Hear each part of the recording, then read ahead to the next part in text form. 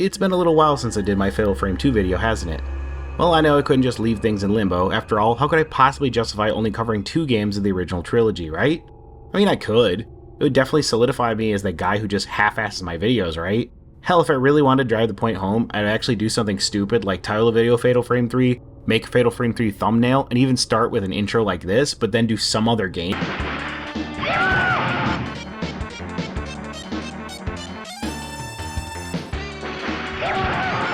I'm just kidding, I wouldn't do that to you all. I love you all too much, and the support for my channel means way too much to me.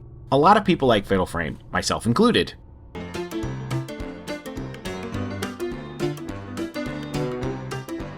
And unfortunately, it hasn't had much in the way of new content in years. But with another Fatal Frame 2 remake coming along, I figured now is as good a time as any to finish off the original trilogy. Yes, you heard that right. Another Fatal Frame 2 remake. Because apparently the first one just wasn't enough. Though admittedly, it didn't come out in America, so I guess that's a reason to remake it, I suppose, right? We can talk about that another day, though, when the game actually releases. Maybe I'll even have time to cover the original remake between now and then. Either way, we're talking about Fatal Frame 3, The Tormented, today, which I'll be referring to as Fatal Frame 3 for the rest of this video for simplicity's sake. For those that know or have seen my original videos on Fatal Frame, you'll know that the series is called Zero in Japan, or Project Zero in Europe. But Fatal Frame is sort of the side game between larger horror titles. It's not quite small enough to be considered indie or obscure, but it doesn't get the same kind of recognition that titans such as Silent Hill or Resident Evil get. So it's a game that I like talking about because it doesn't get talked about enough. It's still a very important piece of the horror genre's history, and Fatal Frame 3 was set to be the big send-off before moving on to next-generation consoles back in the day. Coming out in 2005, Fatal Frame 3 would be the final entry on the PS2, making it the only entry in the original trilogy not to release on other platforms. No Xbox, nothing. Even to this day, it remains a PS2 exclusive, but I think you can get it on the PS3 via PS2 Classics catalog unless Sony shut the store down by the time this video goes up. It's definitely the standout of the original games, that's for sure, as it plays so drastically different from the first 2 games, introducing many new mechanics and much more polish. There's just an entirely different vibe when it comes to Fatal Frame 3 that sets it apart from the previous 2 entries. Not inherently in a bad way either, but just a way that makes you have to remind yourself that you're playing a Fatal Frame game sometimes. There's this whole hub world element that wasn't present in the previous 2 games, and to my knowledge wasn't really present since. It gives off sort of a Silent Hill 4 vibe at times, and I'll get into why later. Just know that if you're expecting just more of the same, you'll be in for a surprise, because Fatal Frame 3 changed up everything to the point where you can't just rely on old tricks anymore. An experienced player such as myself definitely found the game throwing me a few curveballs, but the formula at its core remains the same. Who doesn't love consistency? Well, okay, Gearbox, evidently, but hey, they can't all be winners. Halloween may be over, but it's always a good time to cover horror games on this channel. Without further ado, here is Fatal Frame 3.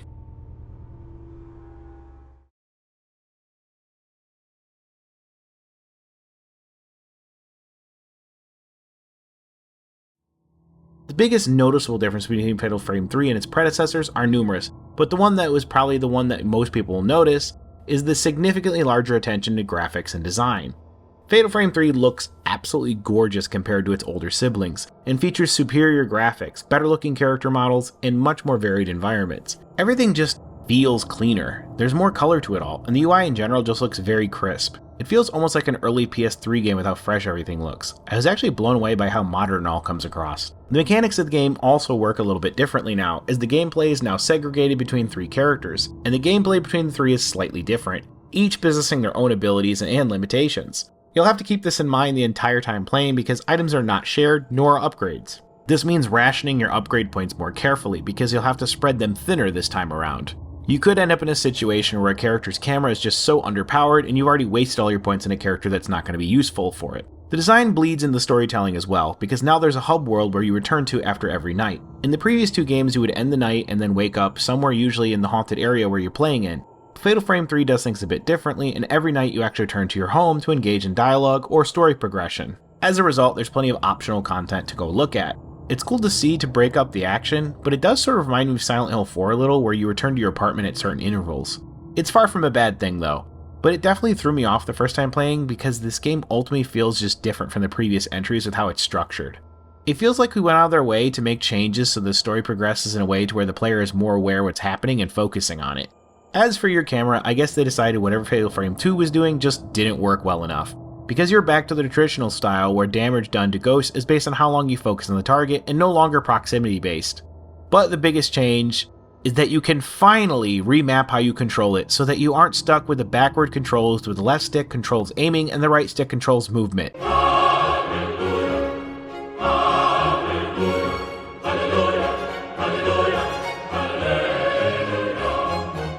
This singular change alone makes the game so much more approachable and accessible, which is a shame because this is the only game in the series that isn't readily available on other platforms.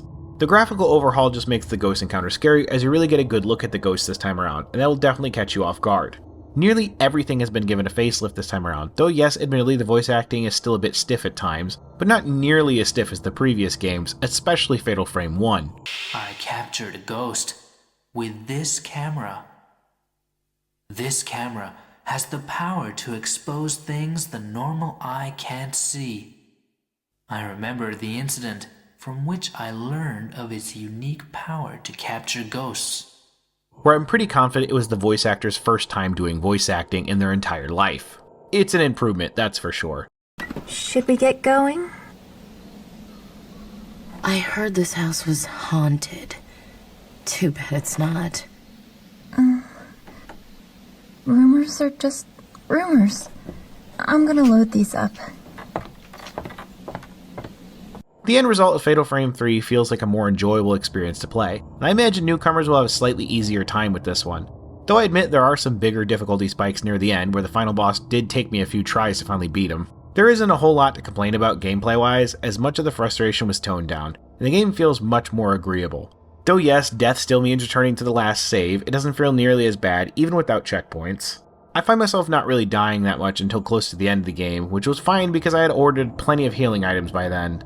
The difficulty feels closer to just right this time around, and that's good in my book. Presentation of the game looks better, and it all just connects perfectly to story elements of the game, which we'll get into right now.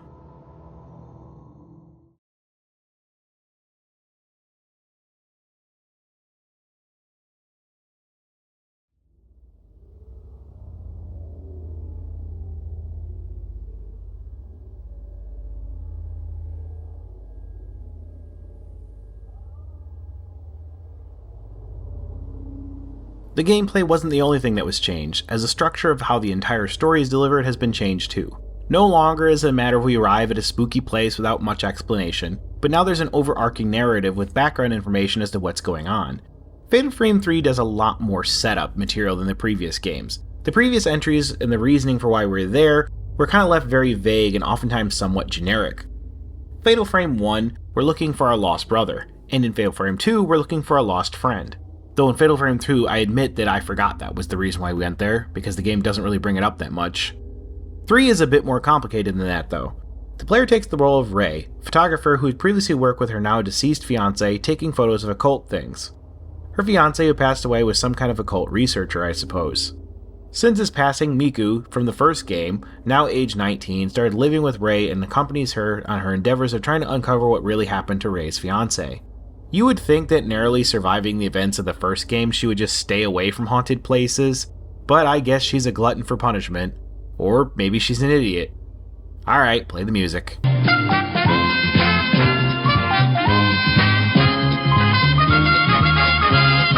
The two find themselves in a situation where when they go to sleep, they appear in this place called the Manor of Sleep, and they're forced to confront a mysterious tattoo curse which makes tattoos appear on their body every time they wake up. The player has to flip between playing as Ray, Miku, and Ki, who is Mio's uncle from the previous game. Ki worked with Ray's fiancé in studying the Manor of the Sleep, and the three characters have to work together to break the curse and free themselves from a horrible fate. There's a bigger focus on backstory this time around, as the story itself makes a better effort to connect the games. Fatal Frame 2 didn't really do much to make it clear that they were even in the same universe as Fatal Frame 1, as the two hardly even acknowledge each other's existence. In fact, I can't really think of much that actually connected 1 and 2 really, and if they did, it was probably within some notes that were hidden within the game. Fatal Frame 3 does the total opposite, where it's made clear that these games were all connected. Miku from the first game briefly brings up what happened to her and her brother, of which she's suffering from some kind of trauma from, and Ki fills us in the fate of Mio from the second game. He actually worked with Miku's brother, Mafuyu, from the first game as well, so there's even greater connection there. The story is given to you not only within the manor, but also in the segments where you play within Rei's home through outside research as to what's going on that you can send Miku to go conduct, and cutscenes of what's happening in the real world, and of course, developing photos. It breaks up the action in a great way, and it sort of had this creepy vibe that the sleep world and the real world begin blending together. A lot of the backstory is rewarded to you for taking the time to explore and look at things that you're not required to look at, and I really appreciate that. It's even got a couple of jump scares too. It all comes to a head when Key and Miku nearly succumb to the curse, and it's all up to Rei to break it. In the end, she's forced to say goodbye to her fiancé, who passes on to the other side. It's a bittersweet ending, but it's made better by the fact that there's even an ending where Mio, who is in a coma from the start of the game, wakes up and the protagonists from all 3 games meet. It sort of wraps things up in a nice way and comes full circle. While it is a little disappointing to only get to really explore the apartment in the non-sleep world, it is cool to at least get to see normal life in comparison to the spooky happenings that the 2 other games had. So much of those games took place within a haunting setting that there wasn't really much to contrast them with. Fatal Frame 3's story definitely is much easier to follow what's going on, and far more engaging, that's for sure. It relies less on the player paying serious attention and connecting dots, and more on making it clear what's happening. I love a story that's complex and requires me to think, but I can't deny one that is more obvious is far more approachable to most players. The game even has a notebook which keeps track of important details, so you won't really ever get lost. Fatal Frame 3 feels like a logical closing point for the original trilogy, and it's obvious that was the intention, as the 4th entry focused on different characters altogether, with little to no connection.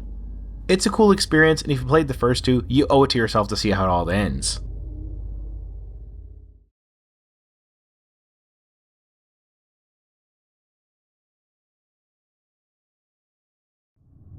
You're getting about 12 hours of game here if you're observant enough to figure out what you're supposed to do, but it may take you a bit longer if you find yourself getting stuck.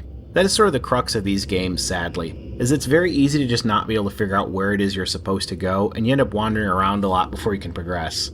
There's of course the ghost fighting mode that was existent in previous games where you can try to maximize your score against certain encounters, and naturally you can power up your camera for all your characters, which carries over to New Game Plus, and of course unlocking alternate costumes for beating the game. And of course you can try to complete the ghost collection and try to photograph every ghost in the game if you're really thorough. Seriously, a re-release of this would be great for trophy hunters like myself. There's only one alternate ending this time around, but you'll need to play the game again to see it, so there's replay value there. I wouldn't say that Fatal Frame 3 gives you more content than the first 2 games did. In fact, I would actually say all 3 games are surprisingly consistent in that front, taking about the same amount of time to finish and offering about the same amount of extra content upon completion. It's very possible you could finish all 3 games within a single week. But that's okay, it's better of a game that is enjoyable and to the point than one that overstates its welcome. I feel like so many people expect every game to be another 100-hour Skyrim level experience, and there's so much ire thrown at shorter games for not being worth their price tag. But then you see games like Silksong that everybody raved about, which was only $20. And I think that people see games like Silksong and assume that every game has to be a certain length to match its price point, and that's just simply not true. I feel that pricing of games should really focus more on the quality of the game and the quality of the experience. I think the unlockables you get are serviceable enough, and you get a good experience for your time. There's really little to complain about here. Fatal Frame 3 is definitely a great way to cap off the original trilogy.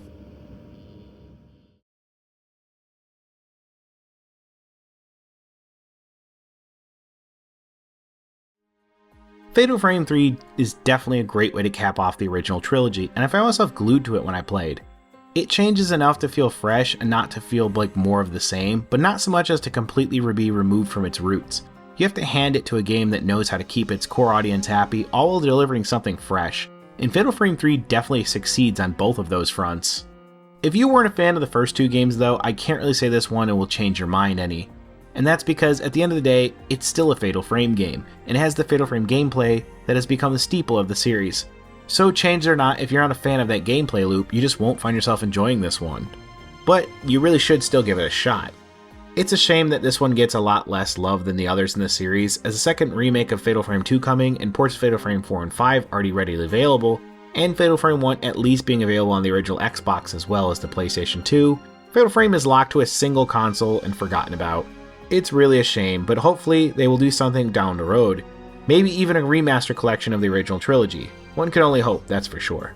Until then, we'll have to wait and see. With Koei Tecmo focused heavily on making Hyrule Warriors games for Nintendo, who knows when another entry in this franchise will even happen. Again, the closest we have at this point is the Fatal Frame 2 remake, which maybe it'll spark some new interest where they can make new games. It's fun to dream though, so long as you don't end up in the manner of sleep, of course. For those who have been dreaming of supporting this channel though, you needn't dream any longer. Subscribe now to make both our dreams come true, and make sure you hit that notification bell to stay up to date on my videos. You can also use YouTube's semi-new feature called Hype to push my videos higher up in the algorithm, which does wonders for me as I'm a smaller channel, and I'd put a lot of work in these videos which I make all by myself. Don't forget to like the video and share it with your friends. This is WizPlay, and that's enough of that.